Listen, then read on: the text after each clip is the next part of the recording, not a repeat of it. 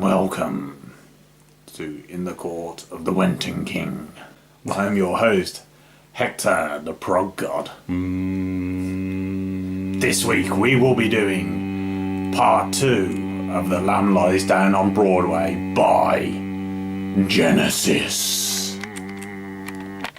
Thanks, Hector. Yes, thanks, Hector. Hello. Like you said, welcome to the School of the Wenton King. And we're doing The Lamb Lies Down on Broadway. This too, as you know, because you've seen the first one. There it is. We're going to do this too, but we're going to talk about it a bit first. So yeah, Lamb Lies Down on Broadway. What's it about? It's about this kid called Rail, who's really just a cipher for Peter Gabriel, maybe. And he's real. And he's rail. And he goes, there's a lamb on Broadway. It's lying down, and everything goes just weird. there. It's just there, it's lying down. And it's a bit like, I suppose it's a bit like Dante's Inferno, but instead of hell, sort of Peter Gabriel's neuroses. Yeah. Yeah? Yeah. I think it's very autobiographical, actually, although it's surreal, and I think it's about Peter Gabriel's journey. I think the title refers to The Lamb by William Burroughs, which is about England's Englishness, and the lamb is a lamb on the Englishness, English rolling hills, etc., etc. And there's religious connotations in that as well, but I think the lamb lying down is rebirth, Gabriel moving on, and that kind of stuff. What else is it about? It's about a band that has sort of progressed to a pretty good point, actually, in selling England by the pound, and sort of moving on to something else. The next big thing, they're a band that are pretty good songwriters by now. Yeah. Exploring something a little bit broader scope, but passing over a large portion of the creative side of things to Peter Gabriel. Really a little bit upset that he didn't get more. Yeah. I mean, actually, the original idea was that he would write all the lyrics, and the band would write all the music. But it's not that simple. Because of stuff that happened, because Gabriel left at one point to go and make a movie with William Friedkin, and he didn't. And of course his child was being born and it was bad and all that stuff. Meant that he didn't write some of it. He didn't write a lot that was down on Broadway at all. Some of his lyrics were messed with by the band members as well. But he did write the concept, obviously, and the lyrics, basically. But what's really strange is really that this album, musically, is written by the three of them, because Steve Hackett felt very much left out. I mean, he just made a solo album, so I suspect that had something to do with it, but his opinion is now that he'd been pushed out a little bit. So really, the music that's written on this album is the same three people that wrote Invisible Touch. that's a big change. But it shows it's not the people, it's not Phil Collins taking over, it's the same people making different music. See how tactful I was there about different in the 80s. Genesis were different in the 80s. Well, Peter Gabriel, he did Sledgehammer, didn't he, in the 80s? Yeah, but They all gave it a go, you know what I mean? Make a bit of money. so is so much better than Invisible Touch. Honestly, Invisible Touch is a travesty. So is awesome, actually. Yeah. I'll tell you what I did notice, after delving into the second half, is that you start to see it is largely narratively driven, and there are a couple of instances of compromise on there where something that possibly wouldn't go on the music album has to go on there to sort of satisfy the narrative. Serve the narrative, yeah. And also make it fit onto four sides. Yeah. But they did a hell of a lot better job than Yes. Yeah, I think most significantly it's about a spiritual journey of Peter Gabriel. Maybe his spiritual journey is not finding religion, if you like, starting with religion and then not finding it at the end, and finding that actually heaven is it. It is here, it is now, it is all around us already. Live in the now, carpe diem. So yeah, recorded in Headley Grange, haunted, dirty old house. That's why the sound quality is dodgy. I do agree that actually it was really, especially in the first half, it was really obvious that it was a terrible sound quality. For some reason, it didn't seem so distracting for the second half. I agree. Yeah, I mean the thing that got me into the album was the live overdubbed one from 1999, which is fantastic. But there's a couple of songs on the second side which are better on the album. But yeah, I mean the sound is kind of horrible on the original one, particularly a couple of songs on the first side that have been messed with by Eno, I think. Although the vocals themselves were recorded after the event, so they'd recorded all the music and then Gabriel went away and I think locked the other band members out to record the vocals afterwards. Interesting though. You would expect with this sort of process, sort of like have one team working on music and someone else working on the lyrics and the vocals, that in certain instances there'll be a bit of dissonance maybe between the vocals and the music.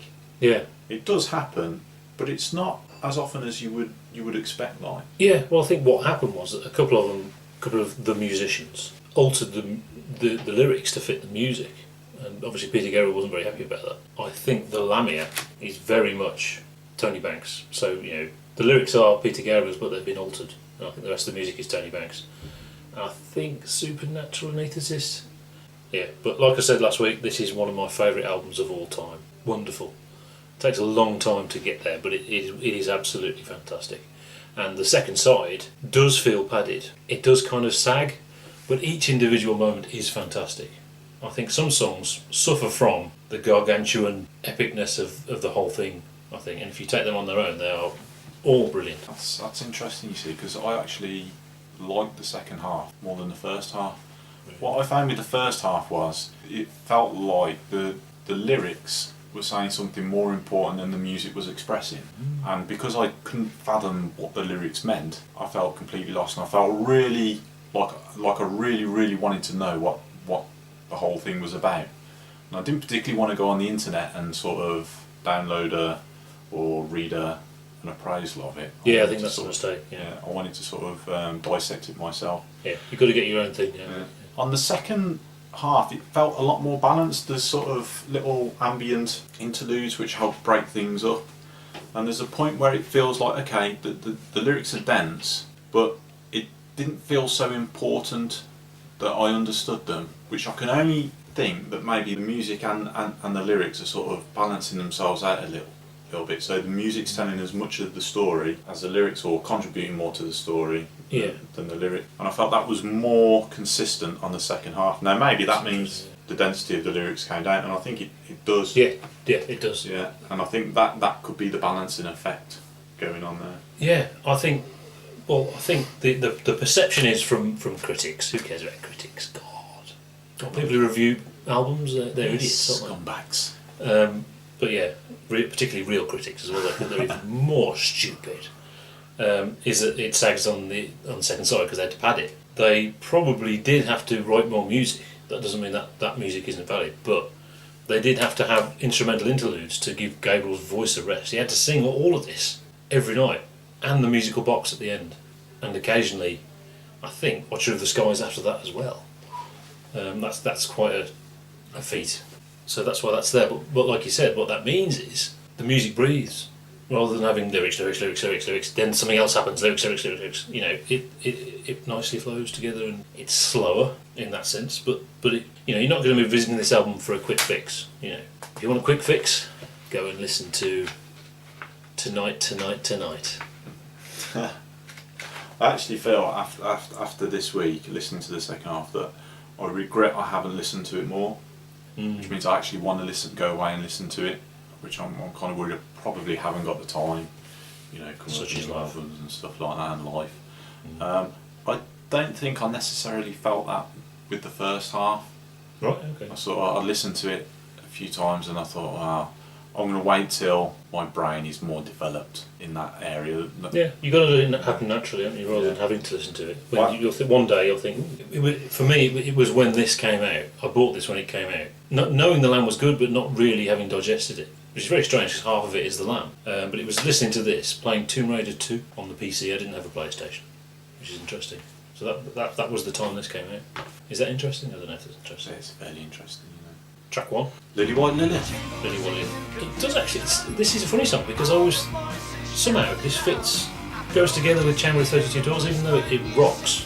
And it's got some funny time signature stuff going on. It's got the same melancholy to it. So it starts off fast and then it sort of peters up a bit. But those two songs go together for me, which is strange. Obviously they kind of do, but the one's at the end, one's at the start. Apparently there's bits of something very early from Genesis to Revelation era was used in that. But I actually don't know that period hardly at all, so I can't comment. I quite liked it. It's quite it seems to have a good thing going. It was fairly, the music was working. It wasn't like sublime prog or anything like that, but it was working and it was rocking. And then it kind of feels towards the end that, okay, I've run out of ideas now, I'm going to stop. Because it doesn't, there's no wind down or anything like that. It just finishes. And you think, we could have had a bit more of that. It's all. Yeah, 2 minutes 44. Yeah.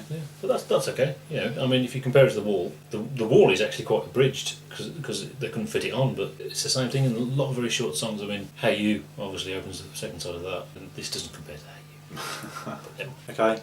Song number 2, The Waiting Room. Yeah, probably. Well, it's got to be the most controversial thing on there because it's Genesis doing a King Crimson improvisation. Given the fact that they don't do it all the time, they do a stellar job. I mean, obviously this is an edit of hours and hours and hours of them making silly noises in the dark, and that's cool. And they did it once, and it isn't just sounds. It has that bass riff building up as well, you know. So it does work very well. The cat noises, less sure about. It's at that point you realise Steve Hackett isn't all that Fripp-like. He's a different thing, but that's okay. Lilywhite Lilith had taken him to the waiting room. He was waiting there, and that's the noises he heard when he was scared because of what was about to happen. I really like this one.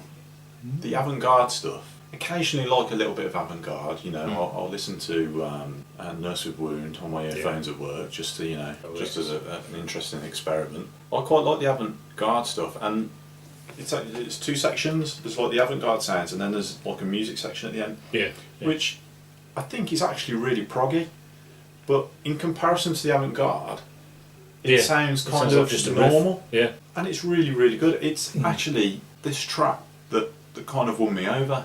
Using it so sparingly is such a good thing, isn't it? It would have been very easy for them to have the album with sounds. Well, it's actually quite long, isn't it? The considering it's just like an instrumental thing. But yeah, it's improvisation. The improvisation is the time. Yeah. Time is different.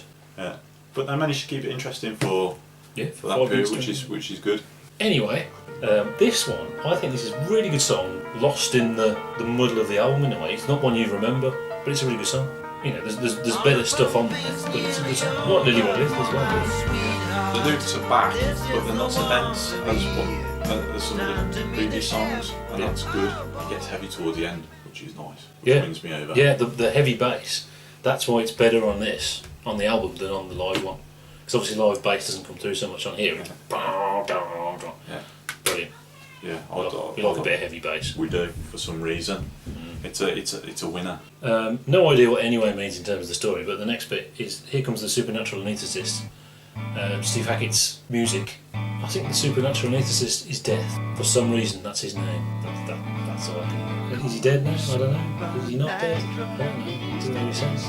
But yeah, it's nice and poppy in the way County Town was nice and poppy, so it makes things nice and light for a moment before we go back into the darkness. Yeah, it does feel like a bridging song, and it's strange because most of the bridging songs on this side are instrumentals, whereas this has actually got some lyrics, hasn't it? Yeah.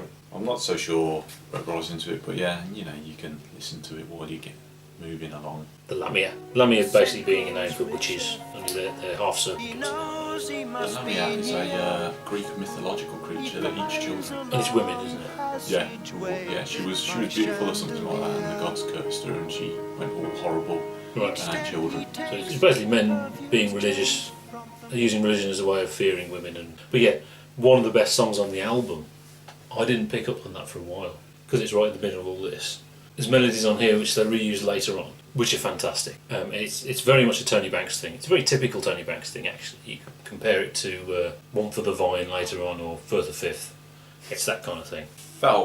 We were getting back into the territory where the words meant more than the music. Had I expectations of this Right. before I'd even heard it, because I knew the Lamia was a pretty big deal. So I had a similar experience as I did with the Firth of Fifth, in the sense that it didn't quite meet those preconceptions. Oh, right, okay. That may not be a reflection of the song, it may be more of a reflection of my expectations. Expectation is a prison. But the imagery in the lyrics is very evocative, yeah, and I don't think the music kind of reflects that. It's a little bit like sort of like Darth Vader coming on in Star Wars: A New Hope to the soundtrack from something stupid, some Simon and Garfunkel music or something like that. The Hello Darkness, my old friend. It doesn't quite work if you put the two together. But individually, you know, they're pretty good pieces of music, and I'm pretty sure there's people out there who'd be screaming at the screen now, saying, "Actually, what you're talking about, the music and the words do work." I would think so, yeah.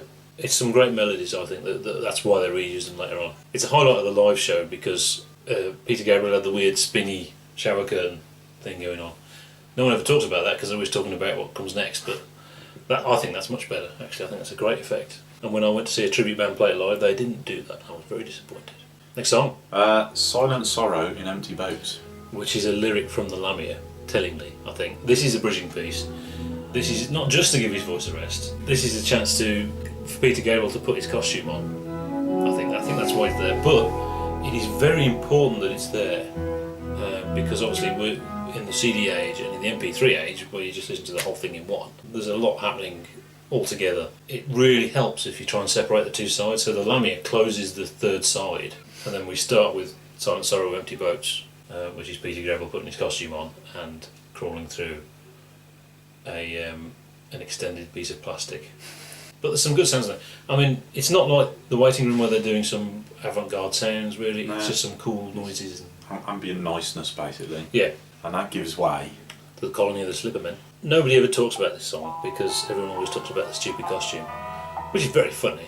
I can see why the band were getting annoyed. Of course, on the fuzzy footage of what footage there is, you can't really see the silly dances he was doing with his ridiculous costume and the balloons.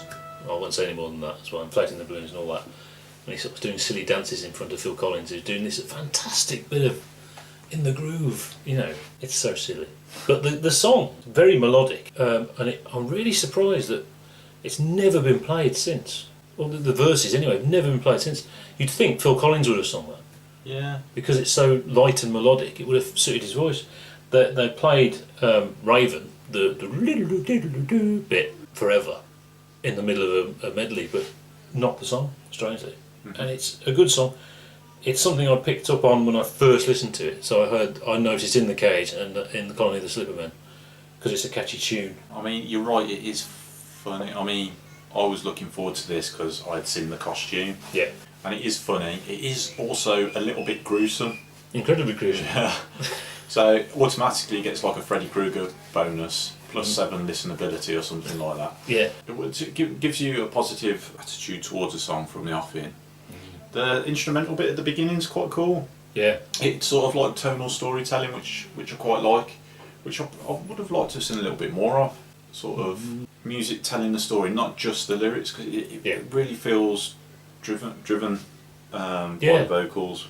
That's the thing with this album. They've tried a lot of different things that they never did again. Yeah. And then it just gets into the theatrical stuff with the Doctor and various nasty stuff.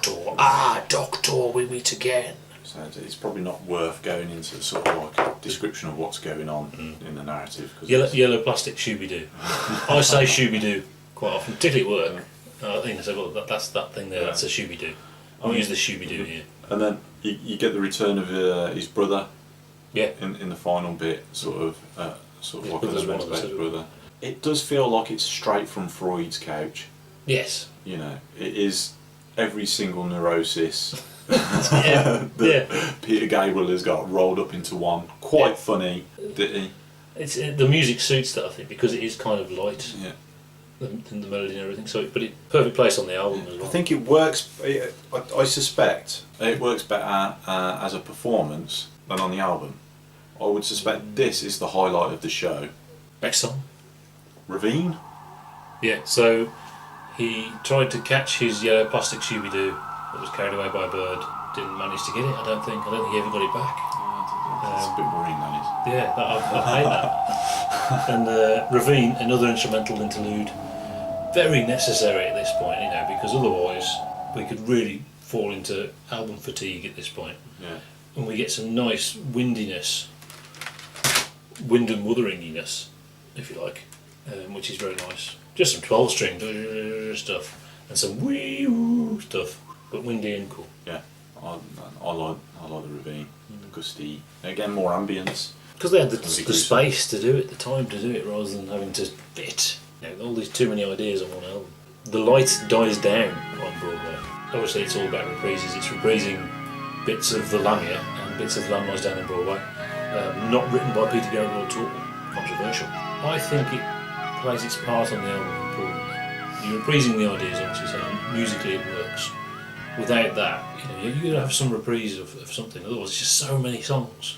Yeah, I mean, this is where, as I suggested, where I think the album serves the narrative rather than the other way around, in the sense that they need sort of like a little bit of resolution narratively and musically. Yeah. So they reprise The Lamb Lies Down on Broadway. Given that list of songs, is that the one you would reprise?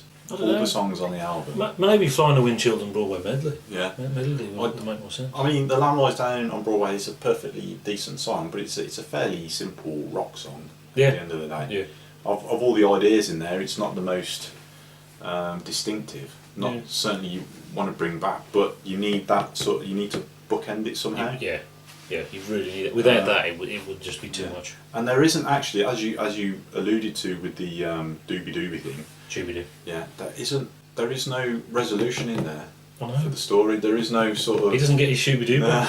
it's It's awful. So it's got to be there. It's kind of peculiar that this happens not at the very end of the album. There's another Yes. couple of songs Yes. to go, Yeah. which I find a little bit odd, but I like that. I think that's a good thing. The rest is epilogue, if you like. It's finding out what it was all about, if you like. track 10. Riding the Scree.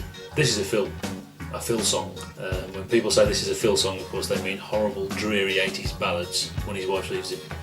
And that's not a Phil song. No, a Phil song is a funky jam. It's great, but it's just a jam. But you come to the end of the album, you need a bit of that. That's exactly what it says. It sounds like the band sort of.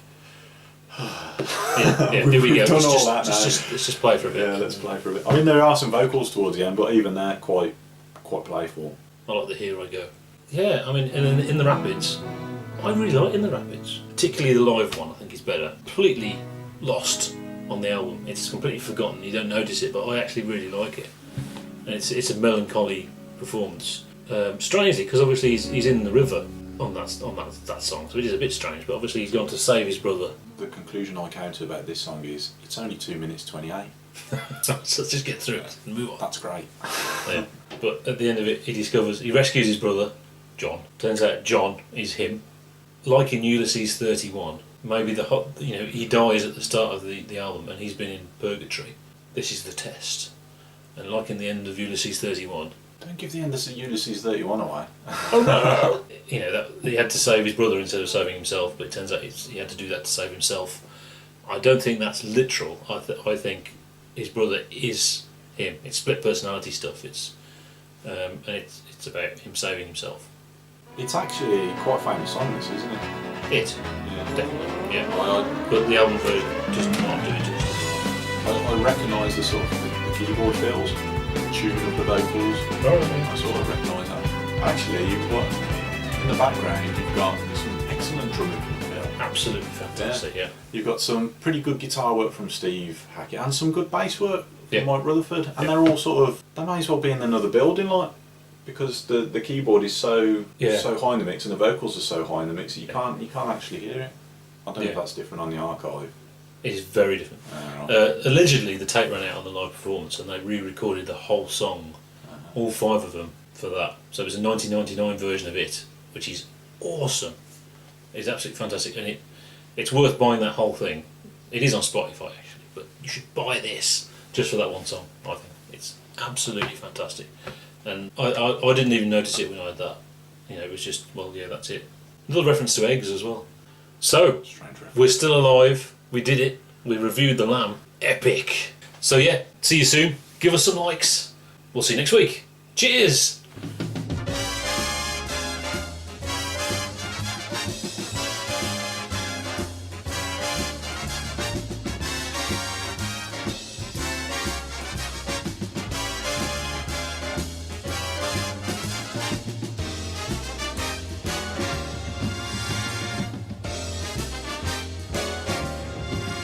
Be sure to tune in next week for another exciting story from the files of Police Squad.